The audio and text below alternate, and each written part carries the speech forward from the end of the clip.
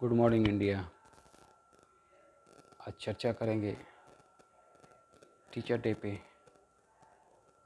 Teacher day किनके जन्मदिन पे मनाया जाता है और कब से शुरुआत हुआ।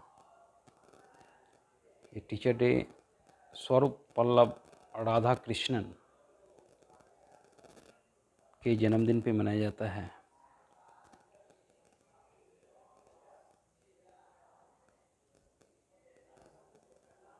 इनके बारे में बोला जाता है कि बचपन से ही मेधावी थे। इन्हें कई एक स्कॉलरशिप मिला। इनका जन्म तमिलनाडु में हुआ था।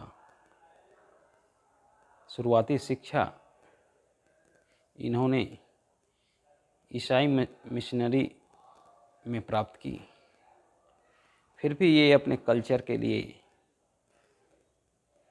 ये अपने जो मेरा कल्चर है उसका रिस्पेक्ट तहे दिल से करते थे। और इतना ही नहीं, ये अपने कल्चर के लिए किसी भी शख्स से जूझ जाते थे, डिफेंड करते थे कि मेरा कल्चर ही सबसे अच्छा कल्चर है। शुरुआत से ही बचपन इनका तिरुपति मंदिर के समीप बीता और बचपन से ही ये संस्कृत और पाली में महारत हासिल कर लिए थे। हालांकि इनकी शिक्षा फिलॉसफी में मास्टर डिग्री हुआ, फिलॉसफी में पीएचडी भी हुआ। और ये अपना गुरु स्वामी विवेकानंद को मानते थे। अब चूंकि गुरु इतना महान था तो उसकी परछाई पढ़ना ही था, नहीं पढ़ने की कोई सवाल ही नहीं था। क्योंकि इनके गुरु को कौन नहीं जानता है। इंडिया ही नहीं, पूरा विश्व स्वामी विवेकानंद को जानता है। और इन्होंने भी अपने गुरु के मार्ग पे चलकर अपने कल्चर को सबसे पहला रखा, पूरे दुनिया को अवगत कराया कि इंडिया का कल्चर सबसे हावी है और हमारा कल्चर हमें सही मार्गदर्शन चलने का रास्ता तय करता है। ये देश विदेश में भारत का प्रतिनिधित्व करते थे। हालांकि इनकी शुरुआती जॉब कलकत्ता यूनिवर्सिटी से हुई, लेकिन ये महान हस्ती वहीं रुकने वाले नहीं थे। ये ऑक्सफोर्ड यूनिवर्सिटी में भी प्रोफेसर के पद पे काम किए। कई एक विश्वविद्यालय के ये अध्यक्ष रहे।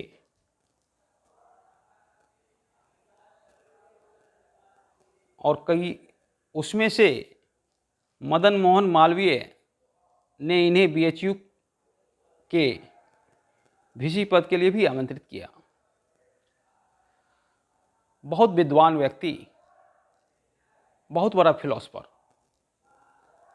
इनका मानना था कि फिलोसफर और साइंटिस्ट दोनों एक ही है। साइंटिस्ट किसी भी चीज को बनाता है और फिलॉसफी किसी भी रास्ते का चलने का मार्ग दिखाता है। तो दोनों में रिसर्च होता है। तो इनका इस तरह का मानना था। इन्होंने कई एक सारे किताब भी लिखे।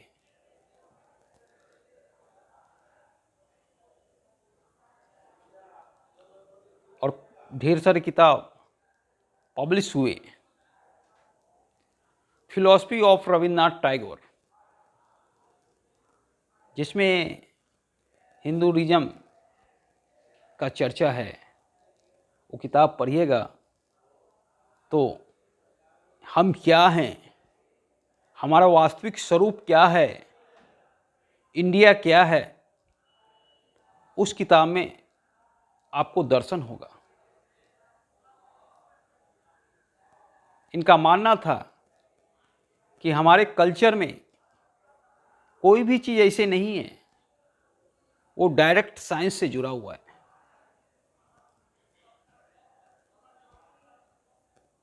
ये गीता, रामायण, महाभारत सबों से प्रभावित थे और कई एक देश के राजदूत भी ये रह चुके थे। 40 वर्ष शिक्षण करने के बाद ये राजनीति में आए, लेकिन आपको भूल है, ये राजनीति में थे नहीं, ये कांग्रेस के कोई लीडर नहीं थे। इन्हें नेहरू जी ने पकड़ के लाया और इनके लिए सबसे पहले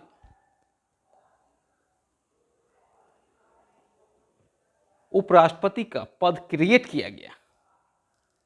सबसे पहला उपराष्ट्रपति ये थे और उपराष्ट्रपति के दौरान ही इन्होंने भारत रत्न का अवार्ड पाया राजेंद्र बाबू के हाथों से। दोनों में अच्छी तालमेल थी। उस समय राष्ट्रपति और उपराष्ट्रपति दोनों विद्वान आदमी थे और ये सबसे पहला राज्यसभा का भी अध्यक्ष हुए। तो इनकी विद्वता का जितना चर्चा किया जाए उतना कम है। 1962 में जब वो राष्ट्रपति थे, 10 साल उपराष्ट्रपति रहने के बाद दूसरा राष्ट्रपति पद पे आसीन हुए राजेंद्र बाबू के बाद। तो इनके कुछ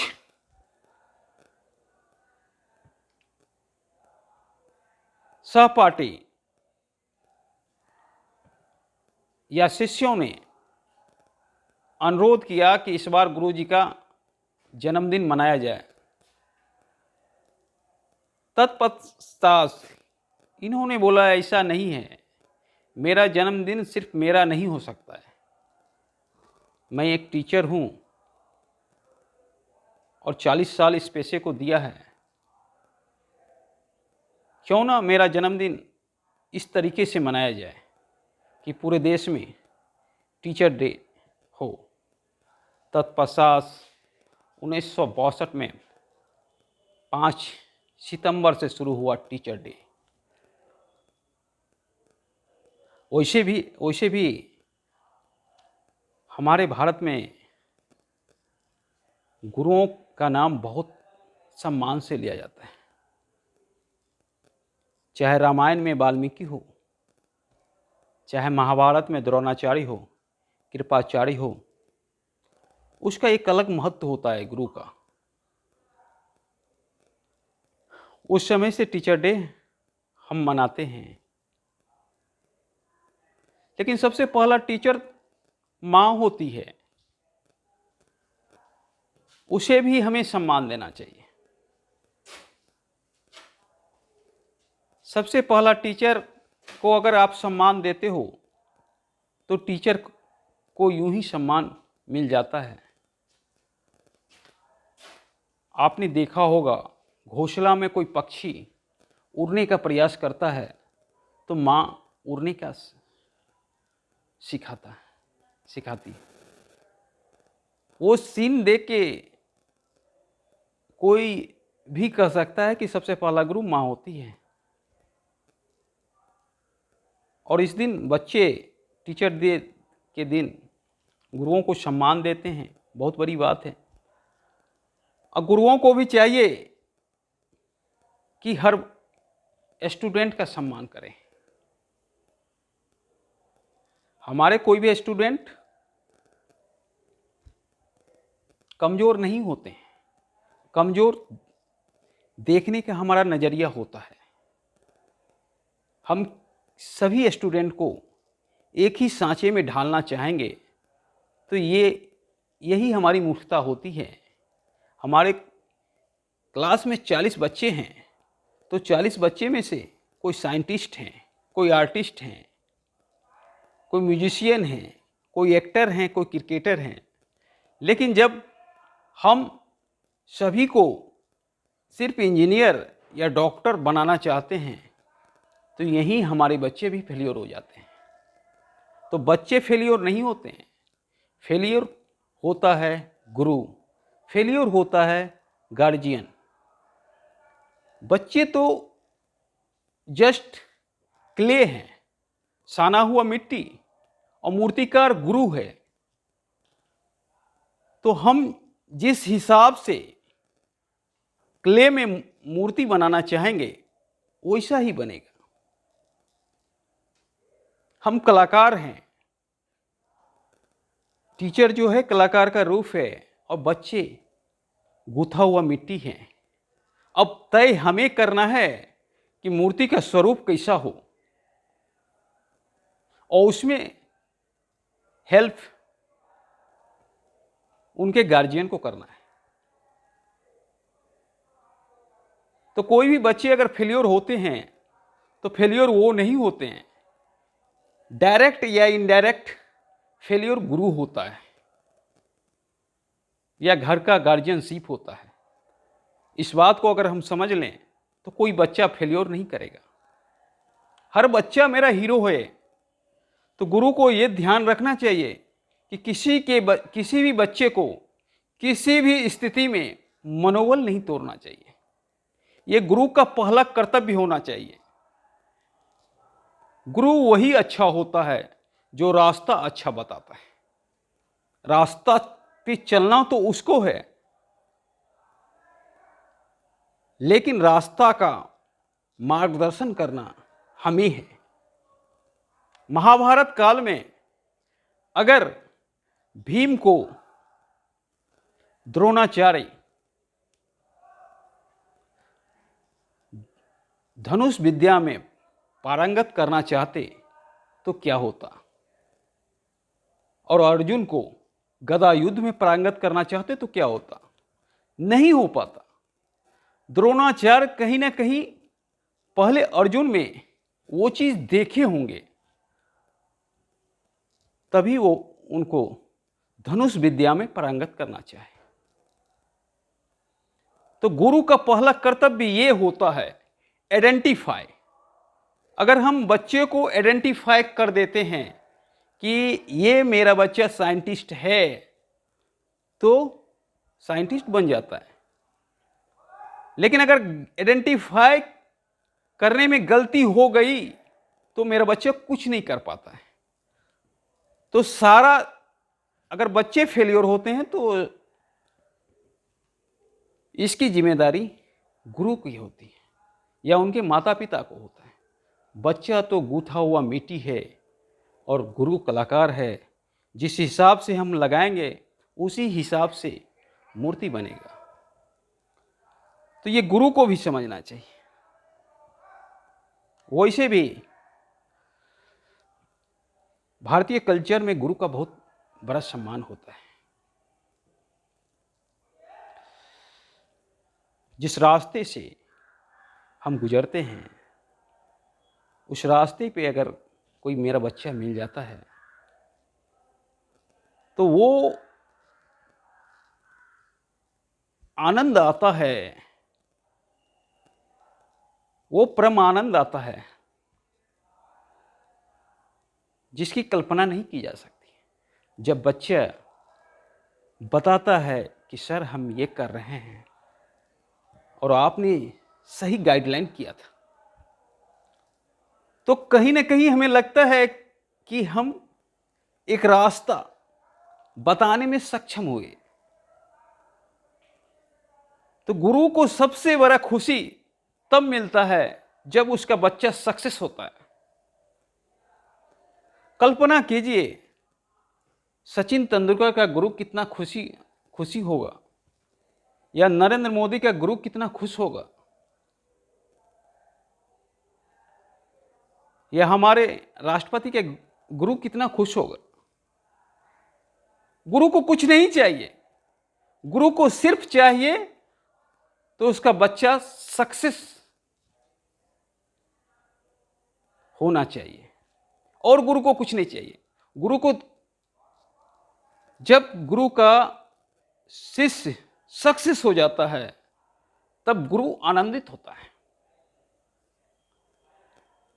महाभारत का युद्ध आपने देखा होगा, गुरु और शिष्य में युद्ध चल रहा था, फिर भी द्रोणाचार्य को आनंद आ रहा था कि मेरा बच्चा सक्सेस हो गया, हमको जवाब दे रहा है। ये गुरु की खुशी होती है। वहां द्रोणाचार्य प्रतिद्वंदी थे, लेकिन फिर भी गुरु को हर बार में खुशी होता था कि ये अर्जुन है जिसे हमने शिक्षा दिया है और सही शिक्षा दिया है। तो गुरु वो होता है जो अपना खोकर भी शिष्य पर नाच करता है, क्योंकि वहां द्रोणाचार्य को खोने के सिवा कुछ था नहीं। वहां पे द्रोणाचार्य को खोने के सिवा कुछ नहीं था, फिर भी एक एक बाण पर उसे नाज होता था कि हमने शिक्षा दिया। तो ये होता है गुरु, और यहीं से टीचर डे की शुरुआत हुई। वैसे मैं आपको बता दूं कि मेरा गुरु मेरा पिताजी ही हैं। हम जहाँ भी हैं, जैसे भी हैं, उन्हीं का देन है। हमारे पिताजी भी आर्टिस्ट थे और हम भी आर्टिस्ट हैं। तो हैप्पी टीचर डे उनके लिए भी जो मेरे गुरु हैं और जो मेरे फादर हैं, और उन गुरुओं के लिए भी जो गुरु आर्ट कॉलेज में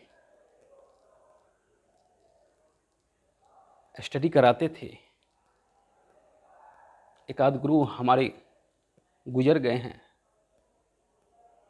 उन गुरुओं को भी हम तहे दिल से याद करते हैं, क्योंकि वो गुरु हमारे ऐसे थे कि गुरु कम और फ्रेंड ज़्यादा थे। उस गुरु में से इलियास सर का नाम है, उनके लिए भी हैप्पी टीचर डे। तो टीचर डे कैसे मनाया जाता है और ये कहाँ से शुरुआत हुई, आपने समझ लिया होगा। महान फिलोसफर, महान टीचर श्री राधा कृष्णन के जन्मदिन से शुरुआत हुआ था, और जब वे राष्ट्रपति पद पे थे तो पूरे राष्ट्रपति भवन के कर्मचारी के बच्चों को एक जगह करके पढ़ाते थे। उन्होंने एक टीचर के स्वरूप को कभी नहीं छोड़ा, अंतिम दम तक टीचर के स्वरूप में ही उन्होंने विदा लिया। धन्यवाद।